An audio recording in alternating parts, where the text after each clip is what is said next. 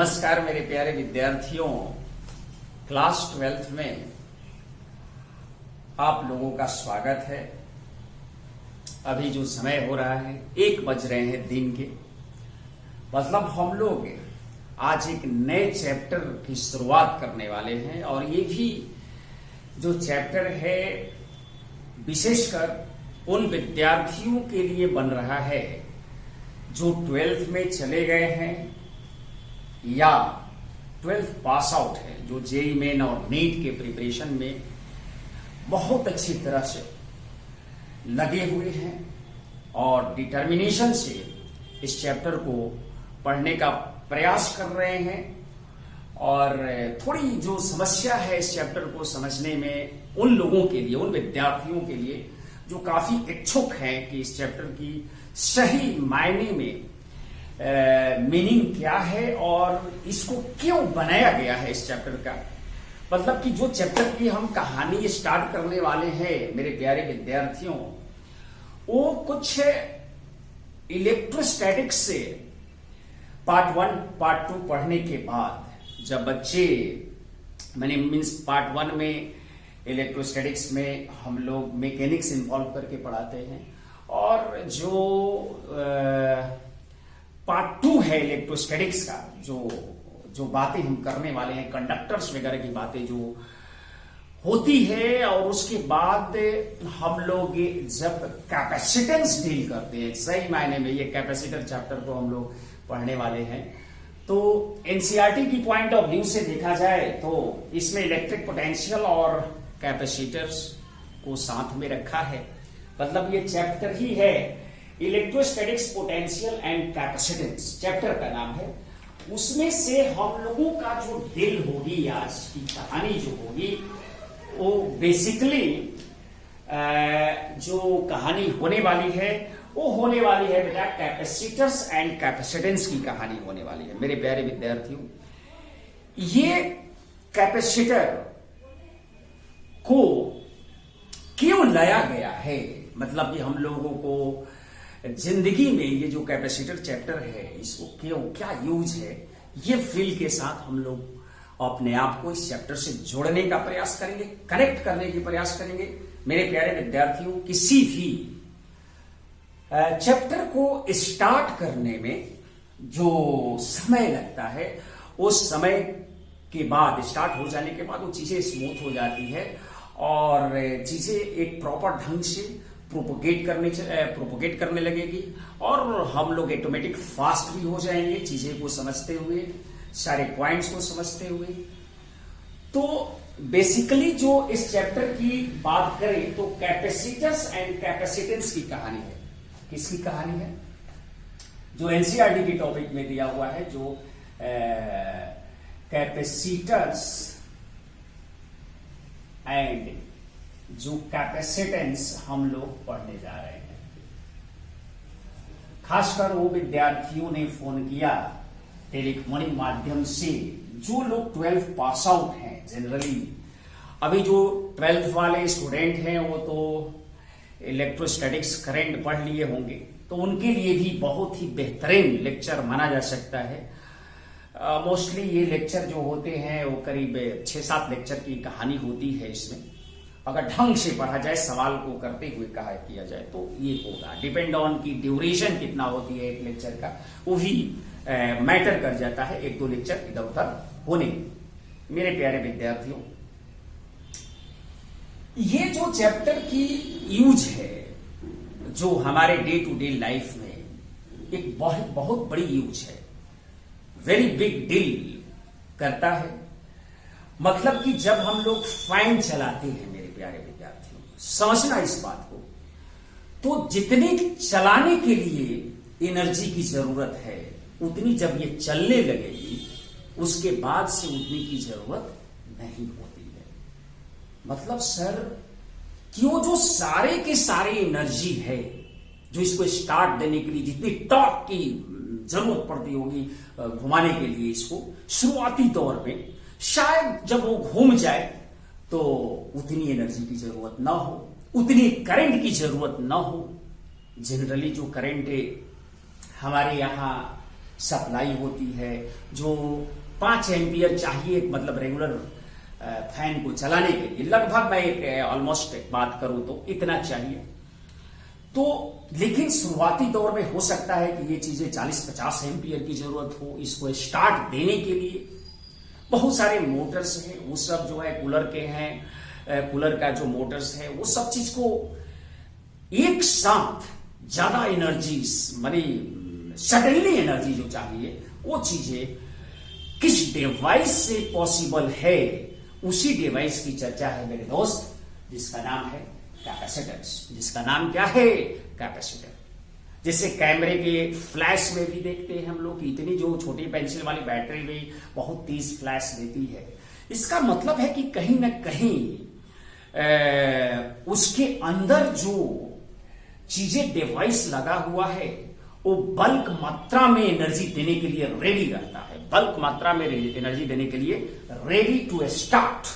अब एक बार स्टार्ट हो जाने के बाद तो चीजें जो है स्मूथ हो जाती है। जैसे हम लोग डे टू डे लाइफ में भी देखते हैं कि अगर हम लोगों को साइकिलिंग करना होता है, मेरे दोस्त सोचना इस बात को, तो पहली बार जैसे एक आध पैडल मारते हैं तो लगता है कि डगमगा गया, मतलब कि वहां भी जो स्टैटिक फ्रिक्शन शुरुआती दौर में होता है, इसके बाद जब चलने लगता है तो चीजें काइनेटिक में बदल जाती है, तो इसके बाद जो स्मूथ सिचुएशन आ जाता है।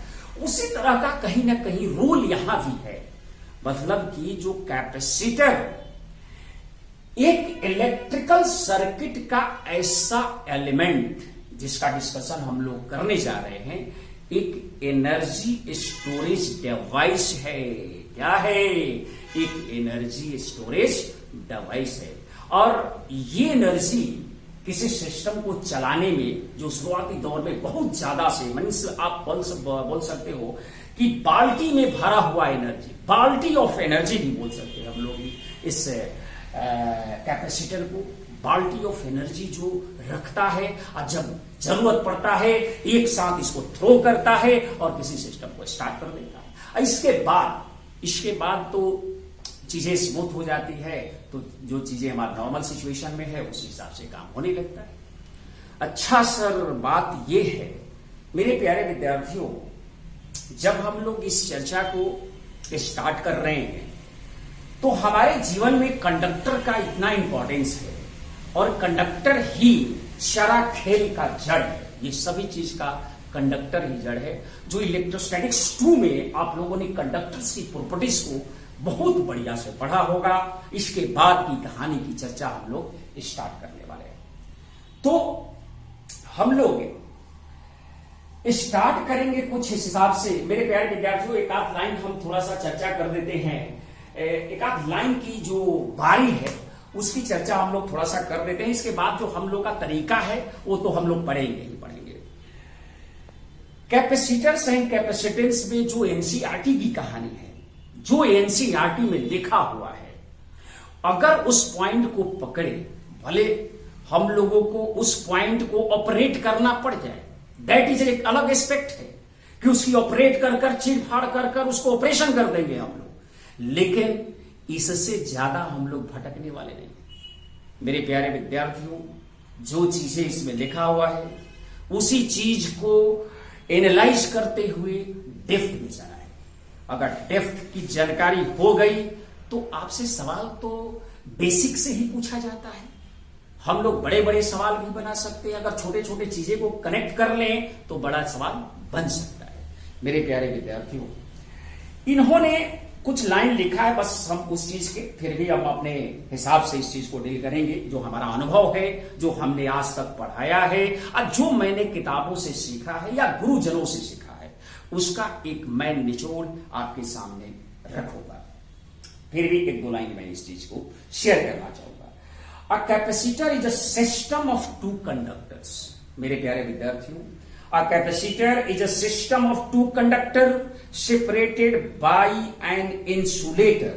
Separated by an insulator. समझिएगा इस बात को। The conductors have a charge, say Q1 and Q2, and potentials V1 and V2.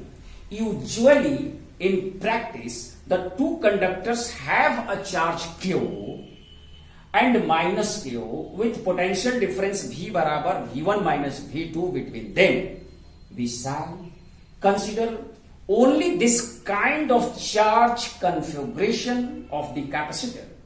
Even a single conductor can be used as capacitor by assuming the other at infinity. ये चीजें हम साथ में चर्चा करेंगे तो आपको क्लियर हो जाएगी, आप डोंट वरी अबाउट इट कि इससे कोई दिक्कत होने वाली है, कुछ नहीं, थोड़ा बहुत मैंने लाइन पढ़ रहा हूं इस चीज का. The conductor may be so charge by connecting them to two terminals of a battery. Q is called the charge of the capacitor. Through this, in fact, is the charge on one of the conductor. The total charge of the capacitor is zero. Means plus Q minus Q करके वो zero बना रहा है. मेरे प्यारे विद्यार्थियों, अभी जो ये चीजें थोड़ी बहुत लाइन जो दिया है, हम लोग इसको ऐसे समझे कि किसी भी कंडक्टर का जो कैपेसिटी है, सबसे पहले कैपेसिटर छोड़ देते हैं अभी फिलहाल, किसी कंडक्टर की कैपेसिटी के बारे में समझे कि वो कंडक्टर कोई चार्ज को होल्ड करता है, कितना चार्ज किसी खास पोटेंशियल पर होल्ड करेगा, वो उसकी कैपेसिटी होगी. क्या होगी? उसकी कैपेसिटी होगी. मेरे प्यारे विद्यार्थियों, मैं एक टर्म इसमें बताना चाहूंगा, इसको थोड़ा सा कनेक्ट करने की कोशिश कर रहा हूं कि जो कैपेसिटर है या रेजिस्टेंस है या आगे चलकर मैग्नेटिज्म में हम लोग एक टर्म और इंडक्टर के बारे में पढ़ेंगे, ये सारे के सारे किसी भी इलेक्ट्रिकल सर्किट का इंपॉर्टेंट पार्ट होते हैं, इंपॉर्टेंट एलिमेंट होते हैं, इंपॉर्टेंट एलिमेंट है, जो इंडक्टर को हम लोग मैग्नेटिज्म में पढ़ेंगे और इनकी कंबाइंड जो चर्चा है वो जाकर चैप्टर एसी में किया जाता है, जैसे LCR circuit, RC circuit, LC, मैंने बहुत सारा चीजें जो है ये सब चीजें की चर्चा होगी. मतलब सर कि आप कहना चाहते हैं कि जो रजिस्टर है, मेरे प्यारे विद्यार्थियों, किसी भी सर्किट का जो रजिस्टर को हम लोग सिंबलाइज इस तरह से करते हैं, उसी तरह से इसमें भी किसी भी सर्किट में अगर हम लोग बात करें तो दिस इज ये सिस्टम का एक इलेक्ट्रिकल सर्किट का ये भी एक एलिमेंट होगा जिसको हम लोग सी, आइस के जैसे आर, ये कैपेसिटेंस सी, कैपेसिटर को सी से या उसकी कैपेसिटी को सी से रिप्रेजेंट करते हैं. मैंने एक सिंबल मैंने बताया है कि जो सर्किट में पार्ट, जैसे कि इलेक्ट्रिकल सर्किट के बारे में आपने पढ़ा, मेरे प्यारे विद्यार्थियों आप समझने की प्रयास करें.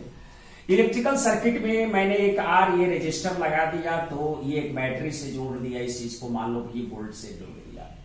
तो हम लोग जनरली ओम्स लॉ से पढ़ते हैं कि V बराबर क्या पढ़ते हैं मेरे प्यारे विद्यार्थियों? आई इंटू आर.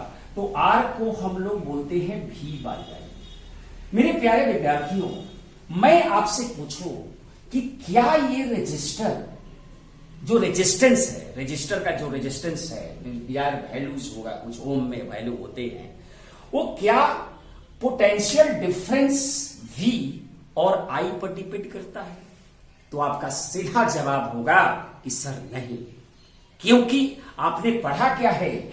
आपने पढ़ा है R बराबर रो एल बाई एरिया से, कि रेजिस्टेंस जो है V और I पर डिपेंड नहीं करेगा, वो डिपेंड करेगा मटेरियल पर, वो डिपेंड करेगा उसके डायमेंशन पर, वो डिपेंड करेगा लेंथ पर, टेम्परेचर पर भी डिपेंड करता है. ये चीजें मानते हैं हम लोग कि R जो है इस तरह. उसी तरह से मेरे प्यारे विद्यार्थियों, ये जो C है, ये C जो हम लोग यहां पर डिफाइन करने वाले हैं, ये Q बाई V से क्या डिफाइन करने वाले हैं? चार्ज. इसको क्या बोलते हैं हम लोग? चार्ज. और ये क्या है? पोटेंशियल है. क्या है? पोटेंशियल है. मेरे प्यारे विद्यार्थियों, चार्ज बाई पोटेंशियल डिफरेंस की बात करें तो किसी भी कंडक्टर का हम लोग कैपेसिटेंस जब डिफाइन करते हैं तो आप एक कंडक्टर से नहीं काम ले सकते हैं. अगर एक कंडक्टर है तो दूसरा कंडक्टर को हम इन्फिनिटी पर मानकर उस चीज को कंपेयर कर लेते हैं। तो धीरे धीरे इस चीज को कनेक्शन में लाएंगे हम लोग कि चीजें क्या हो रही है। ये सी है, ये कैपेसिटेंस ऑफ कंडक्टर है। क्या बोलते हैं इसको हम लोग? Capacitance of conductor. मेरे प्यारे विद्यार्थियों, जिस तरह से किसी सर्किट में रेजिस्टेंस एक उसका पार्ट है, उसी तरह से ये भी सर्किट का पार्ट होगा और उसको डिफाइन करेंगे हम लोग। जो charge per unit voltage defined होता है, this is the defined term. मतलब कि कोई कंडक्टर जो है किसी खास पोटेंशियल पर कितना चार्ज रख सकता है विथ स्टैंड, मतलब कि charge per unit voltage defined हुआ। चार्ज क्या हुआ? पर यूनिट वोल्टेज। जैसे मैं कहूं कि C जो है कैपेसिटेंस ऑफ कंडक्टर, किसी भी कंडक्टर का capacitance means capacity to hold the charge per unit voltage. Capacity hold the charge per unit voltage. एक बार फिर से मैं बोलूं, capacity to hold the charge per unit voltage means capacity per, क्या मैंने बोला?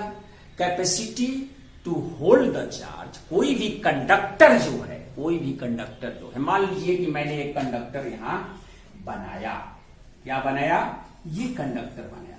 मेरे प्यारे विद्यार्थियों, इसका रेडियस मान लो हमने R रखा। ये कंडक्टर है, ये स्फेरिकल कंडक्टर है, मान लो ये कंडक्टर है, इसका रेडियस R। इस पर मैंने चार्ज Q दे दिया। अब बताओ कि इसका जो कैपेसिटी है, मेरे प्यारे विद्यार्थियों, आप इस चीज को एनालाइज करें। जीवन में जब भी किसी चैप्टर को शुरुआत करें तो उसकी इंपॉर्टेंस को समझें कि हमने क्यों इस चीज को पढ़ने के लिए तैयार हुए हैं, और इसका एग्जामिनेशन में जो चीजें पूछी जाती है, जो सवाल पूछे जाते हैं, उससे तो हम लोग बताएंगे तो आपसे सवाल बनेंगे ही बनेंगे। लेकिन एक फील का जो फील है कैपेसिटेंस के बारे में, कि मैंने जो शुरुआती दौर में आपको बताया कि जो कैपेसिटर है वो वास्तव में क्यों पढ़ाया जाता है, तो मतलब ये हमने कहा कि किसी सिस्टम को, किसी भी इलेक्ट्रिकल अप्लायंसेस को चलाने के लिए जो शुरुआती दौर में एनर्जी चाहिए, वो एक ऐसा स्टोरेज डिवाइस वो एनर्जी को उस सिस्टम के अंदर रखता है और जिस समय जरूरत होता है उसको सडनली उसको थ्रो करता है, जिसकी वजह से मैंने फैन की बात किया, एसी की बात किया, एसी में भी होता है ये सारी चीजें, रेफ्रिजरेटर की बात किया, बहुत सारी चीजें हैं, हर जगह पर इसकी रोल है। अच्छा सर, ये बात तो बिल्कुल समझ में आया। तो capacity to hold the charge per unit voltage is known as capacitance of a conductor. एक बार फिर, capacity to hold the charge, ये बातें आप लोगों को समझ में आ गया होगा बेटा। तो इस चीज वाली जो चीजें हैं वो आपको हटा दें यहां से। मैंने ये बताया कि R V और I पर डिपेंड करता है, तो आपने कहा नहीं, R किस पर डिपेंड करेगा? तो इस पर और टेम्परेचर पर डिपेंड। उसी तरह से C बराबर Q बाई V, किसी भी कंडक्टर में Q बाई V, तो क्या C Q और V पर डिपेंड करता है? तो आपका आंसर होगा नहीं।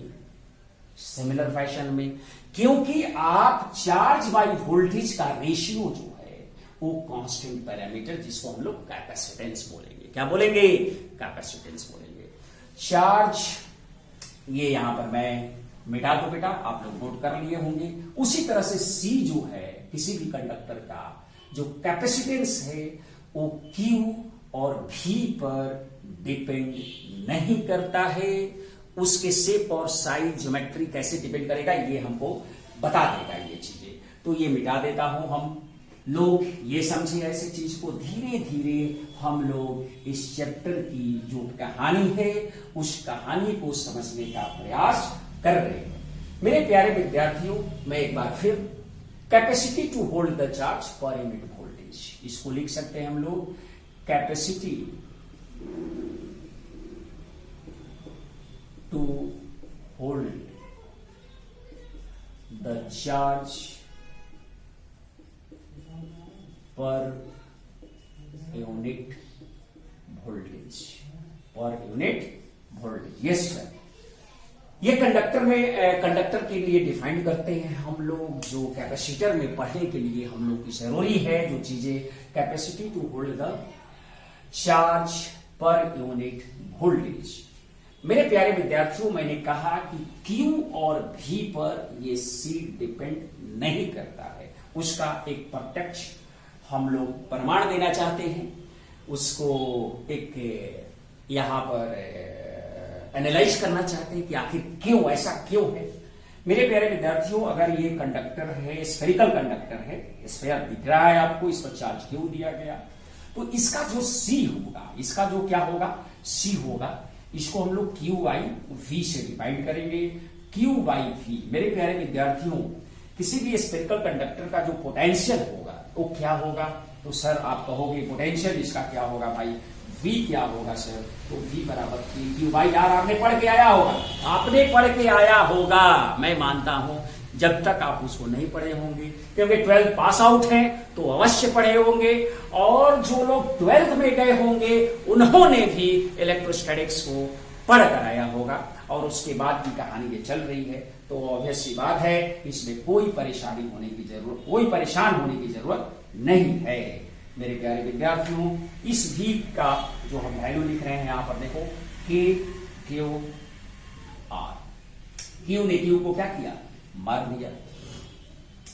अब K का मान 1/4 पाई एप्सिलॉन नॉट। K का मान क्या है, 1/, सब एयर में काम हो रहा है, वैक्यूम की बात है, तो ये सीधे लिखेंगे हम लोग, तो लिख देंगे कितना, 1/, इसको लिखेंगे 1/4 पाई एप्सिलॉन नॉट। तो ये देखो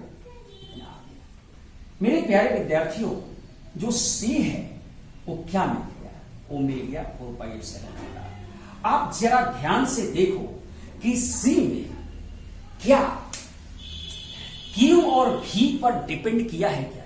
C जो आया है किसी भी कंडक्टर का, जो स्फेरिकल कंडक्टर की बात है, ये जो C है वो C को 4 पाई एप्सिलॉन नॉट R मैंने लिखा है।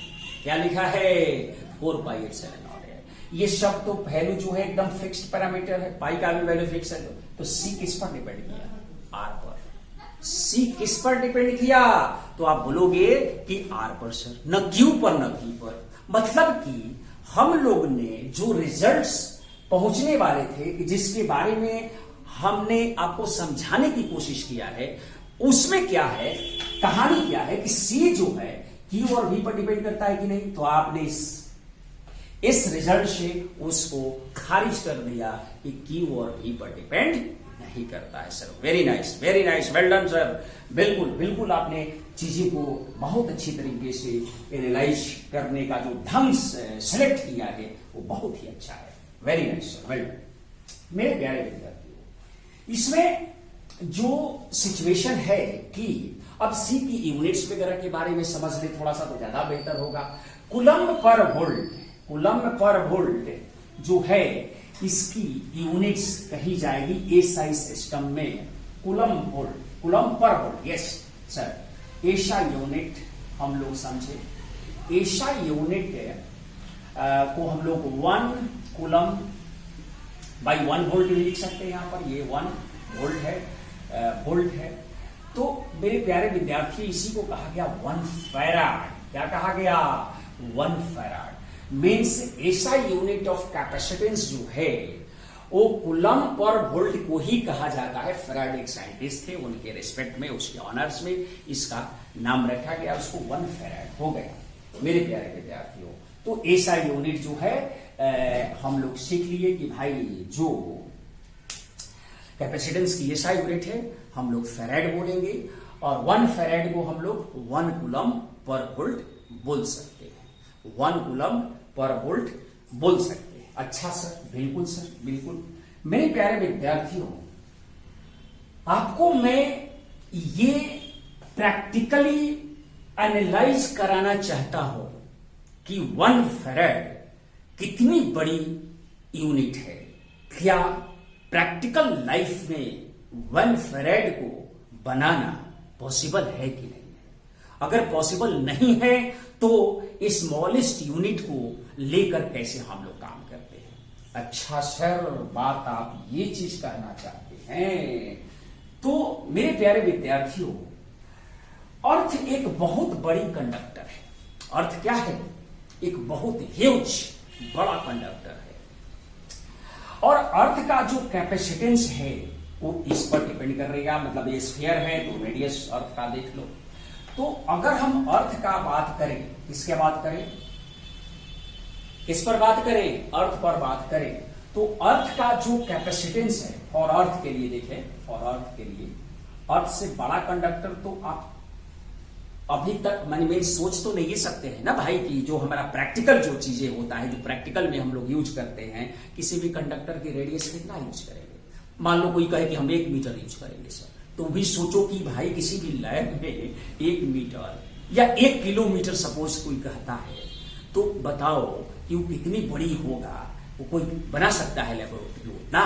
नहीं सर, वैसा नहीं। तो अगर हम अर्थ पर चर्चा कर ले और 1 फैराड को अचीव करना अर्थ के लिए इम्पॉसिबल हो जाए, तो हम लोगों के लिए ये unit very large, very big units को हम लोग स्मॉल यूनिट्स में सोचना पड़ेगा कि हम लोग कैपेसिटेंस को, जैसे जनरली आपको माइक्रोफ्राड, पिकोफ्राड, नैनोफ्राड, ये सब चीजें यूज होने लगी।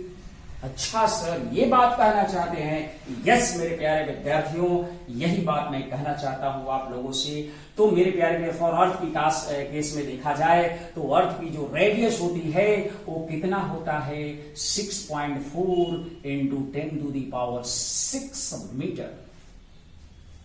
इतनी बड़ी अर्थ की रेडियस मीन्स 6400 किलोमीटर। 6400 किलोमीटर अर्थ की रेडियस। उतना बड़ा कंडक्टर आप किसी भी लैबोरेटरी में, जो प्रैक्टिकली इम्पॉसिबल है, नहीं बनाकर रख सकते, उसमें कोई टेस्टिंग नहीं हो सकती है। हम लोग अपने गणित के हिसाब से, अपनी एक्सप्रेशन के हिसाब से इस चीज को करें तो देखते हैं कि क्या होने वाला है। क्या 1 फैराड अचीव हो जाएगा? क्या 1 फैराड अचीव हो जाएगा? तो आपको लगेगा कि जो ये रिजल्ट है 4πε0r में एप्सिलॉन की जो वैल्यू होती है, मेरे प्यारे विद्यार्थियों थोड़ा सा यहाँ पर कूलम्ब्स लॉ का जो हेल्प है, 1/4πε0 की वैल्यू कितना होती है? तो आप कहोगे सर 9 इंटू 10⁹ न्यूटन। सॉरी, ये हो गया बेटा 9 इंटू 10⁹ न्यूटन मीटर स्क्वायर पर coulomb square. Newton metre square, ये सही है कि नहीं है? एक बार चेक करेंगे। Q²/R², newton metre square by coulomb square. Yes, K का मान, K जो है 1/4πε0 होता है मेरे प्यारे विद्यार्थियों। तो ε0 जो होगा, ε0 का जो वैल्यू होगी वो कितना होता है? तो 8.85 इंटू 10⁻⁻12 क्या होगा? 8.85 इंटू 10⁻⁻12।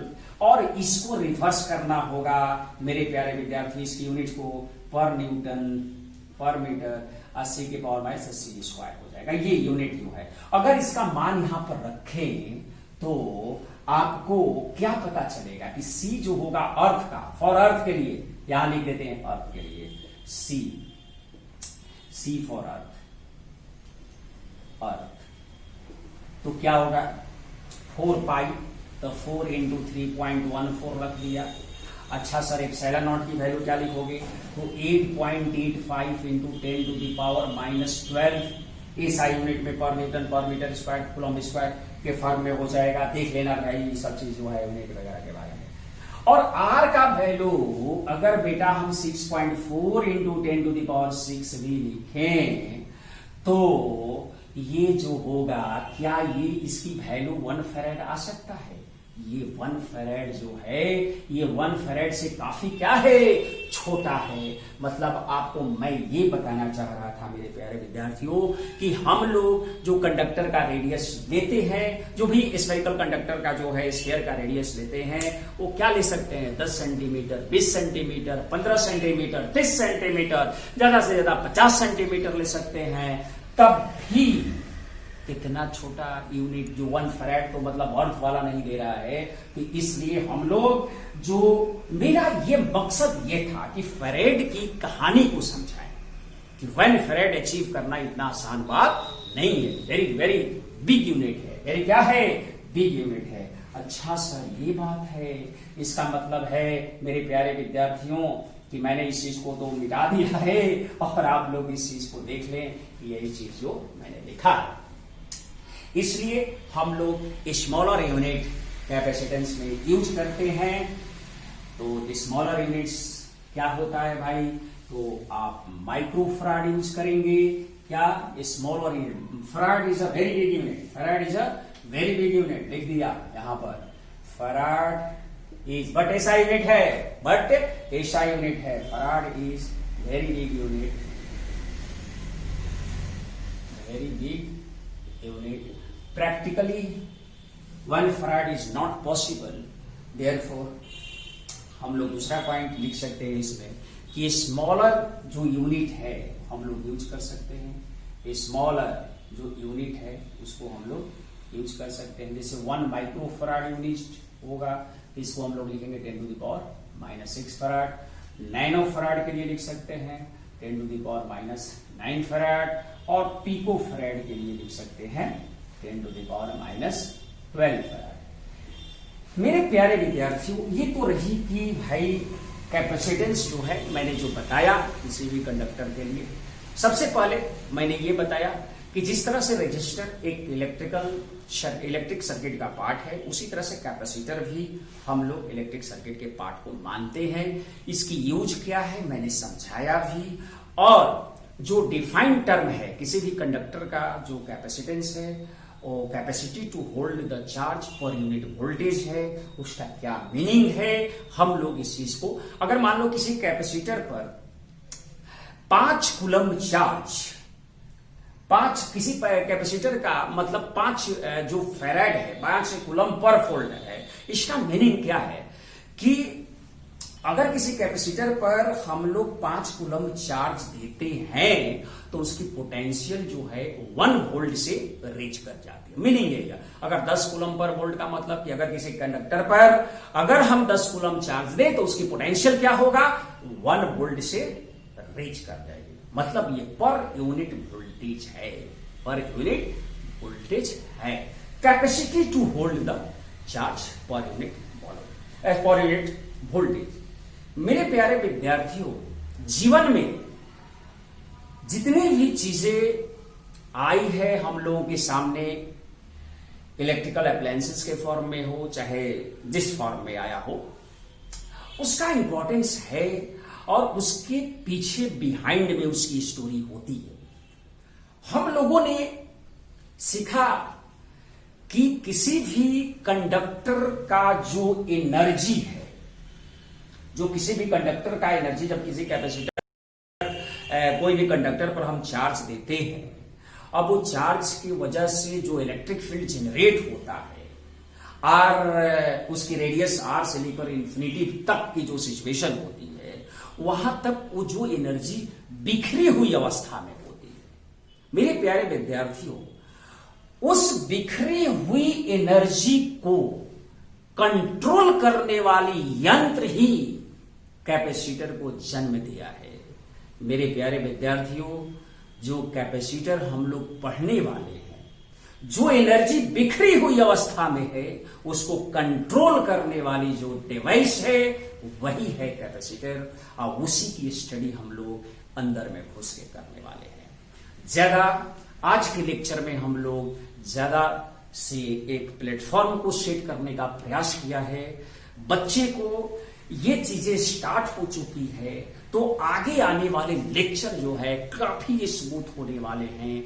काफी सही मायने में आपको जो कैपेसिटर से रिलेटेड सवाल कैसे पूछे जाएंगे वो सब चीज का डिस्कशन हम लोग धीरे धीरे करेंगे। आज के लेक्चर में मेरे प्यारे विद्यार्थियों इतना ही पर हम लोग स्टॉप करते हैं, और आप लोग एनसीईआरटी की किताब और ऐसे वर्मा साहब की किताब को पढ़िए, 2 से 4 बार पढ़िए। आपको क्लियरली जो विजन है, जहां पर आपको जिस तरह के सवाल पूछे जाते हैं सभी चीजें नजर आएंगे। हम जो पढ़ाएंगे उसको 2-3 बार पढ़िए, ईयरफोन लगाकर पढ़िए, तो आपको सारी चीजें सही मायने में सही तरीके से अंडरस्टैंडिंग फॉर्म में दिमाग में सेटल्ड होती जाएगी।